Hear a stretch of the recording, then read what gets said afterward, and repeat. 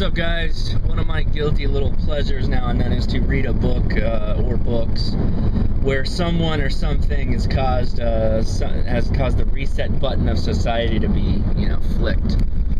And one of the ones I'm reading right now is a book called Survivor or Survival by Rawles. I think that's W-R-O-W-L-E-S. I'll annotate it with his actual description, and I'll link to Amazon. Not a bad book. It's a little kind of heavy with the Christianity, but that doesn't bother me. And there's a part of it, and this video does have a point, but so let's say the reset button of society gets flipped, and I'm not saying it's gonna happen, and I really don't think anything like this would ever happen in my lifetime, but who knows? It's better to be prepared, and sometimes preparation is less than $500 in some cases. So reset button in society gets switched, and everything goes away that we know, cold deer, blah blah blah, society constructs, and all that falls apart. And in this book, after the initial oh crap moment and the months thereafter, kind of a normalcy kicks in of how things will be, and these community bazaars start to pop up. And there's some really interesting things that I saw when I read the passages of Little Community Bazaar. The first and foremost was that the guy who only has ounce coins of gold, while rich, had no liquidity. So all the things that were being sold were for like junk silver dimes and junk silver nickels and junk silver quarters. And the people that had the ounces and ounces of this and that were the ones that had they're what you'd call balling out of control money-wise. But wow, I don't know what the chassis is for that, but it's amazing. I hope I can get up next to it. It looks like a spider, an old James Dean spider. But with that said, but the people who had this massive quantities of gold, and think massive quantities of gold, and an ounce gold coin in some situations in some areas would be a lot. I could think of a fictional situation where that would be true. And there was one guy who he had like a wood-burning engine that would that could be used to charge batteries, and he was charging people.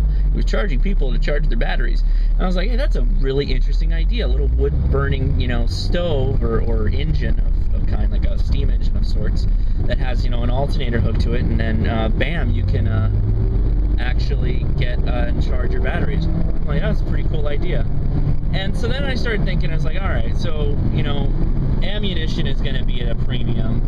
People with reloading stock are going to be pretty well off. But at some point, particularly if things get really bad, you're going to be in a situation where you're going to be running out of ammunition. Even the reloads of ammunition are going to be nigh impossible, particularly for things like rimfire.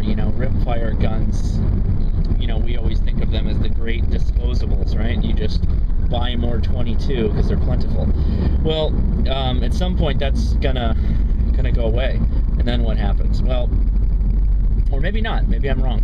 But one thing I've been thinking about for a while, and actually I think I bumped into digital in another part of YouTube, where the air rifle community, particularly the break barrel air rifle community, where it's kind of a halfway up the gun past the stock, you pull the barrel down, it's a breech load that pumps a spring, or in some cases a nitrogen chamber, and you charge a single shot and fire a BB, or not a BB, a pellet, and those pellets range from a .177, .22, or .25 caliber. I think that's how they do it, caliber. Anyway, not important. And I was thinking, well, those things are all lead. Lead will be plentiful. Lead will be easy to acquire. Fires are easy to burn that lead and melt it down and make more pellets. And a lot of cases, those springers and those nitro air chamber rifles will last a real long time with little maintenance. Air rifles in particular don't really need any cleaning. They don't need to have corrosive materials pulled out of them, because most of those the lead pellets only really lose their lead if the gun is firing over like 1,000 feet per second or something like that. And by and large, those pellet guns can really move some metal in terms of speed and how heavy they are in weight. And you can actually do some decent hunting, you know, pest control, even bordering on self-defense with that, you know, .25, the .22 maybe. And so, yeah, I've been thinking about sustaining for sustainable sources of projectiles, projectile weapons, stuff like that, and the air rifle was one of the ones that I've been looking at for my fun little, you know, guilty pleasure of thinking about when the reset button gets clicked or switched, if ever. Would the reset button be a switch, or would it be a push? You know, like one of those big red buttons, like an easy button. You push it and that's the societal reset. Or would it be like one of those military toggles where you've got to flip up the little red thing and then there's a little metal post switch and you flip that? I don't know. Something to think about. Alright guys, let me know what you think about, I don't know, God, I hate the term WROL. It's so stupid. Let's go with the, what is it, anarchy? Is that the term we should be using when it comes?